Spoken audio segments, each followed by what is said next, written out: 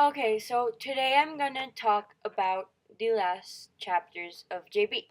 So, first of all, bringing up the concept of justice. Has God treated JB fairly?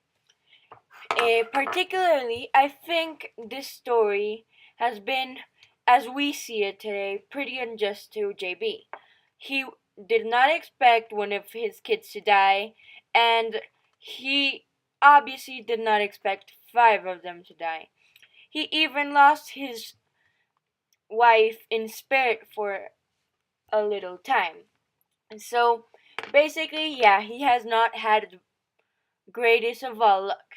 But I also think it's the way you look at it. Just like Mr. Sus said, like you you know that if God does something, he does it for a reason. And God isn't really looking around saying, I'm gonna do this to this person, has too much people to worry about. So it is pretty bad luck. But I think it, it isn't necessarily unjust. Well, yes, it is in a point that he could have punished other people, and well, not in the same way as he did him, because he would always be praising God, he would always be faithful, and this like misfortunate event actually helped him look at everything, concentrate it all, and realize that God does mean a lot for him, so he is sort of innocent, but well, for God there isn't as much as the innocent one, but more of what I decide will do goes. It's God's will. Yet, overall, I believe it is unjust, but it's also part of life. And then, I do think that Archibald MacLeish, who wrote this story, doesn't really support God as much. Even though he does appear and Mr. Sus does like favor him and all, it's clear how Nichols talks more.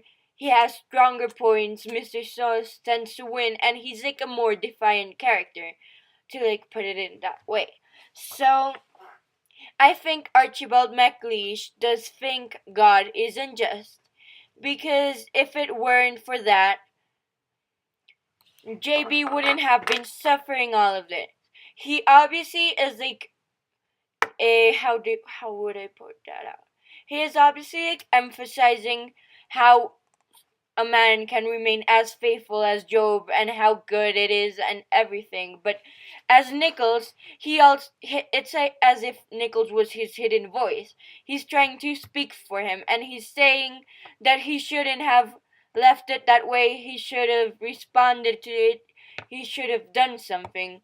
So I really believe that Archibald MacLeish is trying to portray this play in a sense where God is the bad one.